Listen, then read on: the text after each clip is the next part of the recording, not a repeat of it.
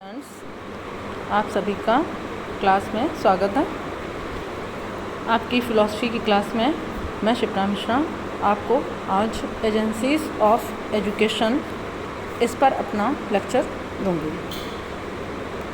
आप लोगों ने इस क्लास के पहले एजुकेशन का meaning, definition, nature of education and AIIMS of education जो भी आपके प्रीवियस मैटर गया है उसमें आपको ये सब हमने आपको समझाया हुआ है। आज इस चैप्टर में आप लोगों को एजेंसीज़ ऑफ एजुकेशन में सबसे पहले हमें ये समझना होगा कि एजेंसीज़ का क्या मतलब होता है। शिक्षा के अभिकरण। शिक्षा के अभिकरण का मतलब है, यहाँ पे अभिकरण का मतलब है, एजेंसीज़ का मतलब है कि वो एक एजेंट जहाँ पर एजुकेशन देने का काम किया जाता है। ठीक है, जैसे कि एक कोटेशन है बीडी भाटिया का। ठीक है, वो क्या कहते हैं कि समाज ने शिक्षा के कार्यों को करने के लिए अनेक विशिष्ट संस्थाओं का विकास किया है। इन्हीं संस्थाओं को शिक्षा का अभिकरण कहा जाता है। एक तरह से हम ये कह सकते हैं कि जो भी स्थान, जो भी प्लेस जहाँ पर शिक्षा देने का कार्य किया जाता है वो शिक्षा का स्थान हमारा शिक्षा का अभिकरण है, वो एजेंसीज़ है। लेकिन ऐसा नहीं है कि केवल स्कूल ही शिक्षा देने का काम करते हैं। अभिकरण के रूप में तो पूरा वातावरण भी आ सकता है। इसी बात पर जोर देते हुए थॉमसन महोदय ने इसी बात को स्पष्ट किया है कि व्यापक अर्थ में संपूर्ण वातावरण व्यक्ति की शिक्षा का अभिकरण है, पर इस वातावरण में कुछ तत्व अधिक महत्वपूर्ण हैं, जैसे घर, विद्यालय, चर्च, प्रेस या सार्वजनिक स्थान, जीवन, मनोरंजन या कोई प्रिय कार्य। इन दोनों डेफिनेशंस से ये स्पष्ट है कि हमारे वातावरण के चारों तरफ हमारा जो भी इन्वायरमेंट है उसमें जो भी चीज़ें हैं वो हमको एजुकेशन देने के काम कर रही हैं। आपको याद होगा मैंने आप लोगों को सबसे पहले औपचारिक शिक्षा, formal education and informal education, इन दोनों में यही एक विशेष बात बताई थी कि जो हमारी फॉर्मल एजुकेशन है वो एक सुव्यवस्थित और सुव्यवस्थित ढंग से दी जाने वाली शिक्षा है, और जो हम कहीं से भी कुछ भी सीखते रहते हैं वो हमारा सब कुछ इनफॉर्मल में चला जाता है। तो जहाँ पर हम व्यवस्थित तरीके से, सुनियोजित तरीके से एक प्लान्ड वे में आपको एजुकेशन देते हैं तो वहाँ पर वो हमारा फॉर्मल एजेंसीज़ होती है। अब ये फॉर्मल एजेंसीज़ या आपका जो अभिकरण है, औपचारिक अभिकरण है, वो कौन कौन से हो जाते हैं। वो हमारा जो स्कूल है वो हमारा एग्जाम्पल है कि वो औपचारिक शिक्षा देने का काम करता है। ठीक है, क्योंकि वो हमको नियमबद्ध और सुनियोजित ढंग से शिक्षा देने का कार्य करते हैं। इसी जगह पर जब हम कहीं से कुछ भी सीखते हैं तो वहाँ पे हमारा फैमिली है, सोसाइटी है ना, ये सारी चीज़ें जो होती हैं वो हमारी इनफॉर्मल एजुकेशन में आ जाती हैं, जो कि हमको कहीं से भी कुछ भी एजुकेशन देने का काम करती रहती हैं। तो अगर हम फॉर्मल एजुकेशन की, इसी तरह एक रेमंड की भी डेफिनेशन है, कोटेशन है कि अध्यापक ही केवल शिक्षक नहीं होता, केवल विद्यालय या महाविद्यालय ही शिक्षण संस्थाएं नहीं हैं, वरन ऐसी कई अन्य संस्थाएं हैं जिनका प्रभाव शैक्षिक होता है। तो ये इस बात का यहाँ पर सिर्फ इतना सा मतलब है कि हमारा जो पूरा एक वातावरण है वहाँ पर हम जो कुछ भी कहीं कुछ भी सीख रहे हैं वो सब हमारे एक तरह से रिसोर्सेस हैं एजुकेशन गेन करने के। आज हम टीवी से भी एजुकेशन लेते हैं, यूट्यूब से भी हम कुछ ना कुछ पढ़ रहे होते हैं, है ना। हम कहीं ना कहीं अपने दूरस्थ शिक्षा से भी कुछ ना कुछ गेन कर रहे हैं। तो ऐसा नहीं केवल जो विद्यालय एजुकेशन दे रहा है वो ही केवल एजुकेशन है ना। बाकी भी जगहों से आप कोई ना कोई एजुकेशन ले रहे हो, लेकिन ये हमारी सारी education formal, informal, non formal categories में डिवाइड हो जाती हैं। कि अब ये क्लासिफिकेशन भी, एजेंसीज़ ऑफ एजुकेशन का क्लासिफिकेशन भी इसी तरह से आपका हमारा डिवाइड हो जाता है कि कौन फॉर्मल एजेंसीज़ हैं, कौन सी इनफॉर्मल एजेंसीज़ हैं और कौन सी नॉन फॉर्मल एजेंसीज़ हैं। जैसी हमारी फॉर्मल एजुकेशन होगी उसी के अकॉर्डिंग हमारी फॉर्मल कुछ एजेंसीज़ होंगी। जैसे कि जो कॉलेज हैं, महाविद्यालय हैं, डिग्री कॉलेज हैं, वो हमारी क्या हैं, फॉर्मल एजेंसीज़ हैं, क्योंकि वो हमको सुनियोजित ढंग से शिक्षा देने का काम करते हैं, नियमबद्ध तरीके से शिक्षा देने का काम करते हैं। ठीक है, Programmed aims and method of teaching a controlled amount of knowledge. Define formal agencies of education which train the mind of a child at a specific place during a duration of time by a particular individual. मतलब एक school में हमारा समय, परीक्षाएं, हमारा पाठ्यक्रम, शिक्षण विधियाँ सब कुछ प्री प्लान तरीके से सुनियोजित होती हैं और हम एक डेफिनेट तरीके से एक फिक्स एनवायरनमेंट में एजुकेशन गेन करने की कोशिश करते हैं और एक बच्चे का सर्वांगीण विकास करने में सर्वसमर्थ होते हैं। तो जो फॉर्मल एजेंसीज़ हैं वहाँ पर सबसे बड़ी विशेषताएं फॉर्मल एजेंसीज़ की क्या होंगी कि वो नियमित तरीके से शिक्षा देंगे, सुसंगठित तरीके से, उनकी व्यवस्थित तरीके से शिक्षा होगी। और इनकी सबसे और एक विशेष बात क्या होती है कि इनका सारा कार्यक्रम फिक्स्ड, प्री प्लान, पूर्व निर्धारित तरीके से किया जाता है। इनका पाठ्यक्रम पहले से ही डिसाइडेड होता है ना। यहाँ पर आपका एक कोर्स पूरा होता है तो आपको एक डिग्री भी दी जाती है। तो कुल मिलाकर के जो फॉर्मल एजुकेशन है उसको फॉर्मल एजेंसीज़ देने का काम कर रहे हैं, जिसमें से आपके डिग्री कॉलेज और कॉलेज स्कूल सारे आ जाते हैं। अब हम इनफॉर्मल की बात करें, अनौपचारिक शिक्षा, ठीक है। अनौपचारिक शिक्षा में अब अगर अनौपचारिक शिक्षा है तो अनौपचारिक शिक्षा की एजेंसीज़ हैं। अनौपचारिक शिक्षा क्या होती है? वो स्वाभाविक शिक्षा है, आपकी जीवन उपयोगी शिक्षा है, कहीं से भी कुछ भी आप लाइफ लॉन्ग सीखते रहते हैं। तो इसी तरह जो इनके अभिकरण हैं वो भी क्या होंगे? स्वाभाविक होंगे, जीवन पर्यंत शिक्षा देने वाले होंगे, ठीक है। और डेवलपमेंट तो वो आपका कर ही रहे हैं, आपका development, character development, personality development, है ना, सोसाइटी में आपको रहना सिखाना, एक तरह से सोशल डेवलपमेंट, ये सारे डेवलपमेंट आपके करने में वो सक्षम होते हैं। तो जो आपके इनफॉर्मल एजुकेशन है वो इंस्टीट्यूट्स हैं जो कि पूरी तरह से आपकी पर्सनालिटी को कहीं ना कहीं पूरी तरह से प्रभावित करते हैं। Informal agencies of education are those institutions which cast of a great educative influence upon the individuals indirectly and insensibly throughout their life। यानी कि वो प्रत्यक्ष रूप से शिक्षा नहीं दे रहे हैं। आप वहाँ कॉलेज में जैसे आप आते हो डायरेक्ट एजुकेशन गेन करते हो, इसमें आप कहीं से कुछ भी अप्रत्यक्ष तरीके से सीखते रहते हो, ठीक है। फिर आपका आता है non formal agencies. Non formal agencies कौन कौन सी हैं? वो साधन जिसमें सारी चीज़ें होती तो हैं लेकिन इतना कंट्रोल्ड वे में नहीं होती हैं, ठीक है।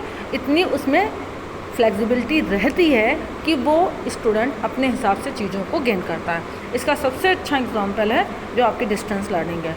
यहाँ पे क्या होता है कि आपकी सब चीज़ों की पाठ्यक्रम भी है, परीक्षा भी है, सब चीज़ें हैं, लेकिन वो इतने निश्चित नहीं होते हैं, है ना। और कोई एक निश्चित उसकी फॉर्मल एजेंसीज़ में क्या है, आप लोग एक लाइफ में पर्टिकुलर क्लास 1 से लेकर के क्लास आगे तक की क्लास में एक फॉर्मल तरीके से पढ़ते चले जाते हो। बट मान लो कभी किसी की पढ़ाई किसी कारणवश छूट जाती है, कुछ कारणवश वो आगे नहीं बढ़ पाते हैं, तो वो कभी भी अपनी एजुकेशन को स्टार्ट कर सकते हैं। नॉन फॉर्मल एजेंसीज़ की यही विशेषता है कि उसमें कहीं भी कुछ भी वो अपनी पढ़ाई को जारी रख सकता है। जैसे डिस्टेंस लर्निंग जितने प्रोग्राम हैं, राजीव टंडन आपकी एक संस्था है जो ये नॉन फॉर्मल तरीके की एजेंसीज़ है जो आपको एजुकेशन देने का काम कर रही है। तो उसमें क्या होता है, ऐसा नहीं उनका कोई पाठ्यक्रम नहीं है, उनके कोई एग्ज़ाम नहीं होते हैं, लेकिन उसमें क्या रहती है, फ्लेक्सिबिलिटी रहती है। इतना कठोर अनुशासन उसमें नहीं होता है और उसमें आप चीज़ों को, जो बच्चा है वो अपने इंडिविजुअल डिफरेंसेस के आधार पे एजुकेशन गेन करता है, अपने तरीके से चीज़ों को वो करता चला जाता है। तो ये पार्ट बहुत केयरफुली आपको क्लियर होना चाहिए कि formal agencies, informal agencies, non formal agencies कौन कौन सी हैं। अब यहाँ पे आपको हमने एक दोनों तीनों का कंपैरिजन दिखाने की कोशिश की है कि जो फॉर्मल एजेंसीज़ हैं वो क्या हैं, these agencies run education in a planned manner, है ना। आपको मैं बार बार बोल रही हूँ, प्री प्लान, सुनियोजित, सुव्यवस्थित। और जो इनफॉर्मल है उसमें क्या है कि एजुकेशन तो उसमें भी मिल रही है लेकिन नेचुरल तरीके से ना, कोई ऐसी बंधन नहीं है, कहीं से कुछ भी आप सीखते रहते हो, कहीं से कुछ भी सुन लिया, कहीं से कुछ भी देख लिया, कहीं कुछ भी आपने चीज़ों को पढ़ लिया, ठीक है। और नॉन फॉर्मल उन दोनों का मिडवे है, फॉर्मल एंड इनफॉर्मल का, जिसमें से चीज़ें हैं, करिकुलम है, टाइम टेबल है, पढ़ाई है, टीचर भी है, बट क्या नहीं है, इतनी रिजिडनेस नहीं है, उसमें फ्लेक्सिबिलिटी है। जैसे जितने करस्पॉन्डेंस कोर्सेज हैं, डिस्टेंस लर्निंग है, एडल्ट एजुकेशन है, मास एजुकेशन है, इन सब में थोड़ा थोड़ा आप लोगों को पढ़ने में फ्लेक्सिबिलिटी रहती है। आप काम को पूरा करते हो, फिर नहीं कर पाते हो, फिर आगे आपको और टाइम दे दिया जाता है। लेकिन यहाँ पर ऐसा नहीं होता। फॉर्मल एजेंसीज़ में आपको जितना भी स्कूल है, कॉलेज है, यूनिवर्सिटीज़ हैं, जितने रिलीजियस इंस्टीट्यूट्स हैं, ये सब आपको एक फ़िक्स तरीके से प्री प्लान्ड वे में एजुकेशन देने का काम करते हैं। और इनफॉर्मल एजेंसीज़ जितनी हैं, जैसे कि आपका घर है ना, सोसाइटी है ना, ये सब चीज़ें आपको क्या रहता है, न्यूज़पेपर है, टेलीविज़न है, रेडियो है, कुछ भी आप सीखते हो कहीं से भी, तो उसका कुछ भी ऐसा नहीं होता है कि इसमें कोई प्लानिंग है, आपने कहीं से कुछ भी चीज़ों को सीख लिया।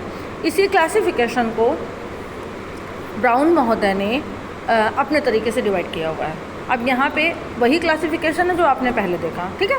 उन्होंने जो क्लासिफिकेशन दिया उसमें formal, informal and non formal agencies में तो विद्यालय हैं, लाइब्रेरी है, म्यूज़ियम है, इन सबको फॉर्मल एजेंसीज़ में रख दिया। टीवी है, परिवार है, ये सारी चीज़ों को इनफॉर्मल में रख दिया। और नॉन फॉर्मल में ओपन यूनिवर्सिटीज़ हैं, है ना, जितना भी पत्राचार्य आपका सब सारा नॉन फॉर्मल में चला गया। सेकंड क्लासिफिकेशन उन्होंने active agencies and passive agencies के बीच में किया कि जो स्कूल होते हैं वो एक्टिव एजेंसीज़ के रूप में कार्य करते हैं, रिलीजियस इंस्टीट्यूट होते हैं वो सारे एक्टिव एजेंसीज़ हैं। आपकी पैसिव एजेंसीज़ कौन कौन सी हो गई, जो ये आप टीवी वगैरह देखते हो, आप लाइब्रेरी में पढ़ते हो। यहाँ पे एक चीज़ फोकस करने वाली है कि जो आपकी एक्टिव एजेंसीज़ होती हैं वो टू वे कम्युनिकेशन है, यानी वहाँ पे इंटरेक्शन होता है। वहाँ पे क्या है कि हम पढ़ा रहे हैं, आप पढ़ रहे हो, तो हम दोनों ही एक दूसरे से प्रभावित हो रहे हैं। हमारा प्रभाव आप पर है, आपका मेरे ऊपर है।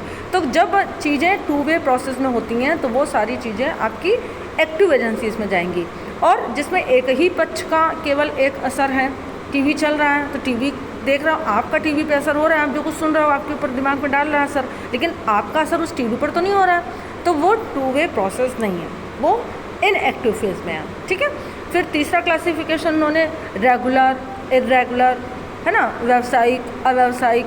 तो इसमें जो विद्यालय हैं वो रेगुलर में आता है, जो आपका घर है, जो परिवार है, वो सारा इरेगुलर है।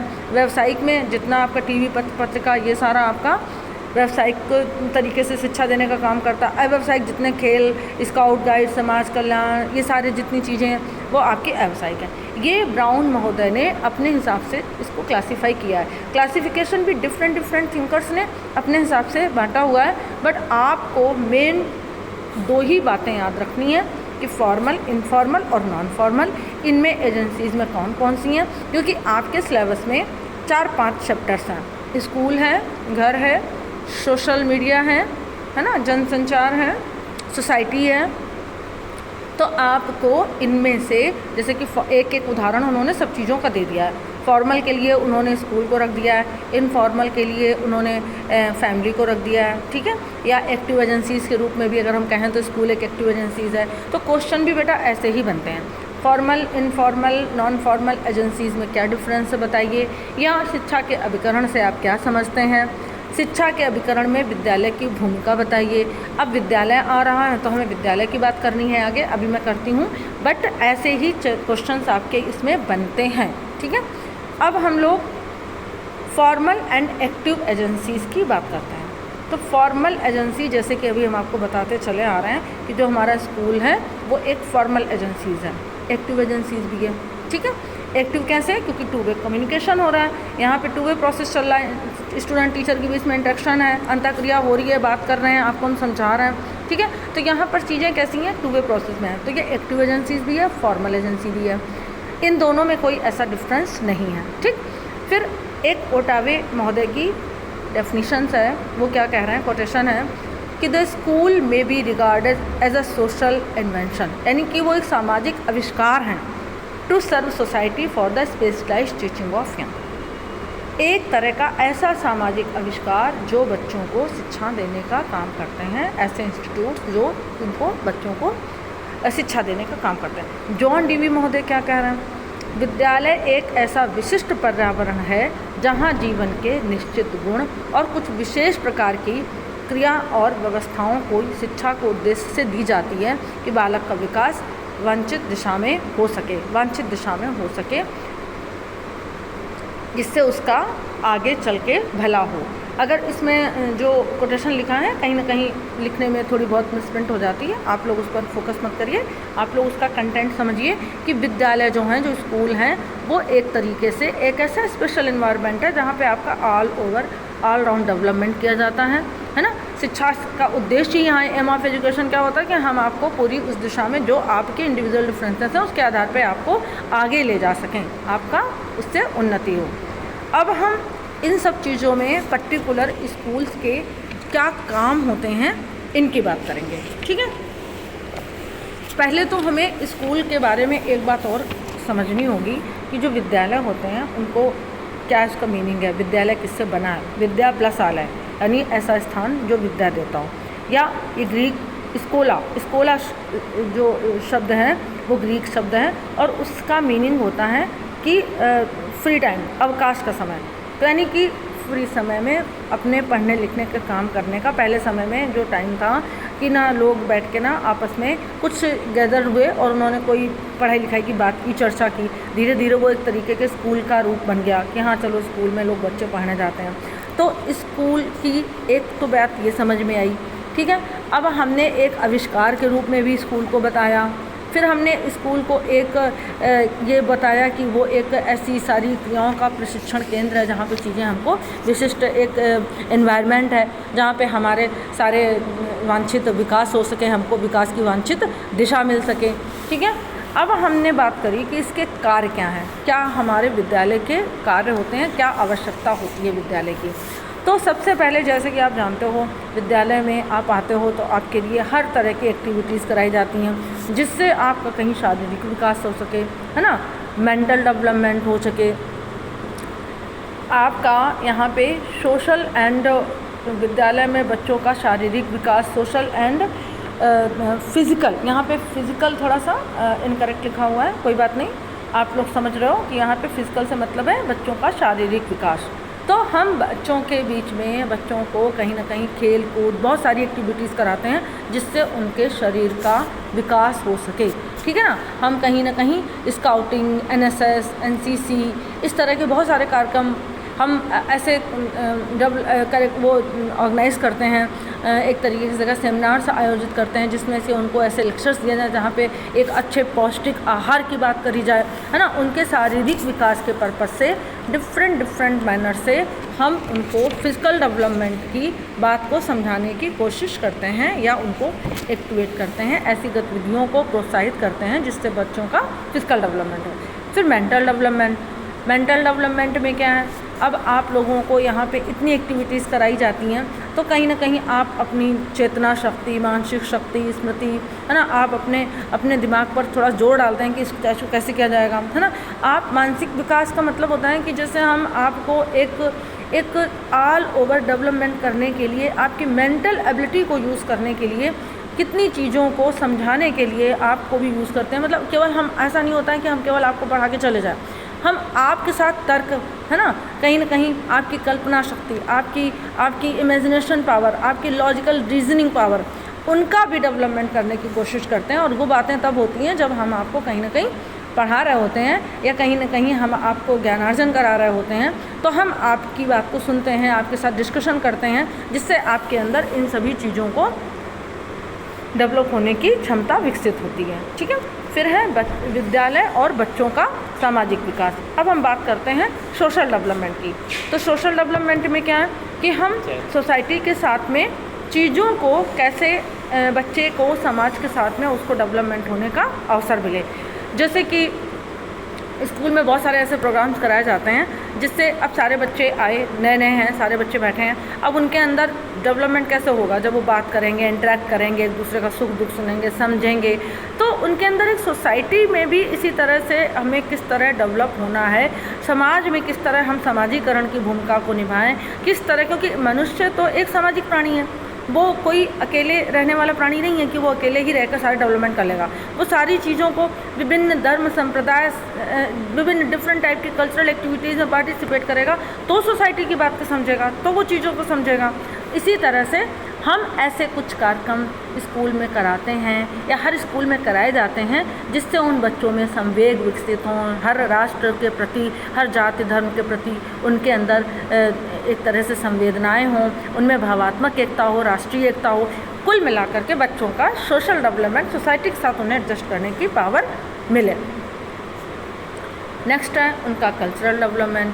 ठीक है, कल्चरल डेवलपमेंट हम डिफरेंट टाइप की कल्चरल एक्टिविटीज़ कराते हैं, एक मंच पर कार्यक्रमों को आयोजित करते हैं जिससे बच्चों के उनकी जो भी प्रतिभा है वो निखर के सामने आती है, वो हमारी संस्कृति को समझते हैं, दूसरी संस्कृति का आदर करते हैं। क्योंकि कल्चरल डेवलपमेंट हम संस्कृति क्या होती है, एक हमारे जितने रीति रिवाज हैं, जितनी चीज़ें हैं वो हमारी एक पीढ़ी से दूसरी पीढ़ी में क्या होती हैं, स्थानांतरित होती रहती हैं। तो हम अपने उन सुंदर रीति रिवाजों को, सुंदर उन कल्चर्स की चीज़ों को समझें, जानें, है ना। और कहीं ना कहीं ये हमारे पूरे ऑल राउंड डेवलपमेंट में हमको ज्ञानार्जन करती हैं, आगे बढ़ाती हैं। क्योंकि एक सोशल डेवलपमेंट में आपको सब चीज़ों को सीखना है। फिर है विद्यालय और बच्चों का नैतिक एवं चारित्रिक विकास। सबसे बड़ी बात है कि एथिक्स की बात, मूल्यों की बात, है ना, कैरेक्टर की बात। अब यहाँ पे हम चीज़ों को जब करते हैं तो हम चीज़ों को सीखने में अपनी प्रतिभा का, हमारे क्या सही है क्या गलत है, उन सब चीज़ों का, है ना, भाषा का, साहित्य का, नैतिक शिक्षा का, इन सब चीज़ों का भी हम कहीं ना फोकस करते हैं ताकि वो उन चीज़ों को जान सकें। फिर है विद्यालय और व्यावसायिक तथा औद्योगिक विकास। औद्योगिक विकास से मतलब है हम आत्मनिर्भर बने, हम व्यावसायिक तौर पे इस्टेब्लिश हों, आर्थिक दृष्टिकोण से आत्मनिर्भर हों, है ना। ऐसी शिक्षा जो हमको अपने पैरों पे खड़ा करती हो, तो विद्यालय ही ये काम करता है। विद्यालय में ही आप वोकेशनल डेवलपमेंट की तरफ बढ़ते हो, किस दिशा में क्या करना है, कौन सी आपकी स्किल है जिसमें हम आपको फोकस करें, आप उस स्किल पर ज़्यादा फोकस करें, अच्छा काम करें। तो हम कहीं ना कहीं आपको सारा ये शिक्षा का एक तरीके से सभी छोटे बड़े व्यवसायों की जानकारी देना, उन स्किल्स में आपको निखारना, ये विद्यालय का ही एक मेन रोल होता है। विद्यालय और शासन तंत्र एवं नागरिकता की शिक्षा। अब एक राष्ट्र के लिए, एक राष्ट्रीय, जैसे नेक्स्ट है राष्ट्रीय लक्ष्यों की प्राप्ति, ये दोनों ही लगभग उद्देश्य जो हैं विद्यालय के, ये एक जैसे हैं। क्योंकि हमारा इंडिया कैसा है, एक डेमोक्रेटिक राष्ट्र। ठीक है, यहाँ पे हमारे अंदर स्वतंत्रता, धर्मनिरपेक्षता, समाजवाद, समानता, ये सारी बातें हमें पता होनी चाहिए, जागरूकता होनी चाहिए, हमारा स्वस्थ चिंतन होना चाहिए, हमें सारी चीज़ों की सही जानकारी होनी चाहिए। तभी तो हम चीज़ों को समझ सकेंगे। जब हमारे अंदर एक कुशल नागरिकता होगी, कुशल नागरिकता का भावना का विकास होगा, तभी हम अपने उन राष्ट्रीय लक्ष्यों को प्राप्ति की तरफ भी आगे बढ़ेंगे। अब अगर राष्ट्रीय लक्ष्यों की बात करें तो जितना भी राष्ट्र और अंतर्राष्ट्रीय जो भी हमारी सोसाइटी है, जो भी हमारा एक राष्ट्र के प्रति, है ना, वसुधैव कुटुंबकम की भावना जागृत होगी, जब हम पूरी पृथ्वी को ही अपनी ये केवल मतलब नहीं होगा कि केवल मेरा भारत, जब हम पूरे संसार को अपना घर समझेंगे, पूरे संसार के हित की चिंता करेंगे, तभी हमारे अंदर इंटरनेशनल ब्रदरहुड की भावना का विकास होगा। तो हमारे अंदर उन सभी राष्ट्रीय लक्ष्यों को प्राप्त करने की क्षमता जागृत होगी। तो ये भूमिका, ये चीज़ को डेवलप करना, ये स्कूल का बहुत बड़ा काम है। ठीक है। फिर विद्यालय और बच्चों के आध्यात्मिक विकास, मोरल डेवलपमेंट, कैरेक्टर डेवलपमेंट, ये सारे डेवलपमेंट बहुत मेन है। एथिक्स, वैल्यू, धर्म की शिक्षा, धर्म से यहाँ पे कोई विशेष किसी काल या किसी धर्म की शिक्षा नहीं दी जाती है। धर्म का मतलब है, विद्यालय के आध्यात्मिक विकास का मतलब है कि उसके अंदर ज्ञान हो, आध्यात्मिक स्पिरिचुअल डेवलपमेंट हो, वो संसार के चीज़ों को समझें। यहाँ पे स्पिरिचुअल भी वर्चुअल हो गया बेटा, स्पिरिचुअल डेवलपमेंट है। यहाँ पे हम चीज़ों को उस दृष्टिकोण से देखने की कोशिश करते हैं जहाँ से हम सही और गलत को जान सकें और अपने आध्यात्मिक प्रगति के बारे में समझ सकें। ठीक है। तो ये सारे कार्य जो हैं, ये सारे जो फंक्शन हैं, वो किसके हैं, स्कूल के हैं। यानी कि एक स्कूल आपके अंदर समाज की, ज्ञान की, नागरिकता की, कल्चर की और आपके आध्यात्मिक विकास की, आपकी फिजिकल डेवलपमेंट की, मेंटल डेवलपमेंट की, कैरेक्टर डेवलपमेंट की, उन सब कार्यों में आपको आगे बढ़ाते हैं। अब हम बात करते हैं कि जो आजकल के टाइम के स्कूल हैं उनमें क्या कमियां हैं, क्या दोष हैं, क्या ऐसी चीज़ें हैं जिनको सुधार की आवश्यकता है। ठीक है। तो देखा जाए तो कभी कभार हम बड़े रटे रटाए परंपरागत तरीके से शिक्षा को आगे लेके चले जाते हैं। ज़रूरी नहीं है कि वो पाठ्यक्रम, जैसे कि पहला पॉइंट है मनोवैज्ञानिक एवं कठोर पाठ्यक्रम, दूसरा है परंपरागत शिक्षण विधियाँ, तीसरा है प्रशिक्षित एवं योग्य शिक्षकों का अभाव, नेक्स्ट है अच्छे शैक्षिक पर्यावरण का अभाव, व्यक्तिगत विभिन्नताओं की अवहेलना, रचनात्मक क्रियाओं का अभाव। अब ये जो सारे दोष यहाँ बताए गए हैं उसका सिर्फ कंटेंट इतना है कि किस तरह हम विद्यालयों की भूमिका को और बेहतर कर सकते हैं, ठीक है ना, विद्यालयों को और अच्छा बना सकते हैं हम, क्योंकि ये जो विद्यालय का काम है वो देखा जाए तो एक तरह से शिक्षा को बहुमुखी तरीके से इस्टेब्लिश करने का काम करते हैं। तो अब ये जो कार्य इनके ढेर सारे हैं उनका प्रभाव किस तरह से इस तरह प्रभावशाली बनाया जाए कि ये अपने जो अभिकरण के रूप में एक बहुत सशक्त अभिकरण बन सकें, क्योंकि विद्यालय समाज का लघु रूप होता है। ये बात कही है जॉन डीवी ने। तो जो विद्यालय है वो एक सोसाइटी जैसा है, तो उसके तो बहुत सारे कार्य हो गए, तो अब वो अपने उस कार्य को बहुत बेहतरीन तरीके से कर सके, उसके लिए उसमें जो पाठ्यक्रम रखा जा रहा है वो फ्लेक्सिबल होना चाहिए। शिक्षण विधियाँ परंपरागत ना होकर के आधुनिक भी होनी चाहिए। आजकल टेक्नोलॉजी कहाँ से कहाँ जा रही है, तो हम उस टेक्नोलॉजी को यूज़ करें। हमारे जो टीचर्स हैं उनको उनका जो शिक्षण कार्यक्रम है उसकी योग्यता बहुत बेहतर होनी चाहिए, ताकि वो अच्छे बेहतरीन तरीके से अपने छात्रों को ज्ञान दे सकें। प्रशिक्षित होने चाहिए, अच्छे शैक्षिक वातावरण को डेवलप करना चाहिए। तो ये जो दोष है उनको हम दूर करके उनके पॉजिटिव पक्षों को भी आपको समझाते चलना है। रचनात्मक क्रियाएँ नहीं होंगी जब हम केवल बस्ते के बोझ के तरह दबे रहेंगे और केवल किताबी कीड़ा बने रहेंगे, तो हमारी रचनात्मक क्रियाएँ तो पीछे हो जाएंगी। तो ऐसा स्कूल होना चाहिए जिसमें हमारी जो इंडिविजुअल डिफरेंसेस हैं उनको ध्यान में रखते हुए शिक्षा दी जाए। किसी में कला का गुण है, किसी में वादन ज्ञान संगीत का गुण है, तो हमें उसकी भी आभा को निखारना है, ठीक है। तो हम ऐसी शिक्षा दें जो उसकी रचनात्मकता को सामने लेके आए। अब दूर करने के लिए जो सुझाव हैं वो यही हैं कि आप ऐसी शिक्षा देने की हमको, जो हमने आपको साथ में ही बता दिया, एक्सप्लेन कर दिया कि विद्यालय ऐसे होने चाहिए जो आपके अंदर सभी प्रकार के दोषों से आपको मुक्त करें, सचरित्र बनाएं, सचरित्र शिक्षकों की नियुक्ति की जाए, रचनात्मक कार्य करने के अवसर दिए जाएं, उनके ऊपर बहुत ज़्यादा अनुशासन नहीं होना चाहिए। इस तरह से हम देखते हैं कि जो विद्यालयों का एक रोल है वो पूरी लाइफ हमेशा रहता है, और विद्यालय जो है एक सशक्त माध्यम होता है एक बालक के सर्वांगीण विकास का। अब हम क्वेश्चन की बात कर लेते हैं। तो इसमें बनने वाले क्वेश्चन जो हैं वो इस तरह से हो सकते हैं कि विद्यालय से आप क्या समझते हैं, वर्तमान समय में विद्यालय की भूमिका बताइए, शिक्षा के अभिकरण से आप क्या समझते हैं, औपचारिक रूप से शिक्षा दी जाने वाली किसी एक संस्थान के विषय में आप बताइए, या विद्यालय की भूमिका बताइए। जो आपकी फॉर्मल एंड इनफॉर्मल एजेंसीज़ हैं उनमें क्या डिफरेंस है ये बताइए। तो इस वाले कंटेंट से आप इन क्वेश्चंस को बहुत आसानी से सॉल्व कर सकते हैं। Okay, thank you.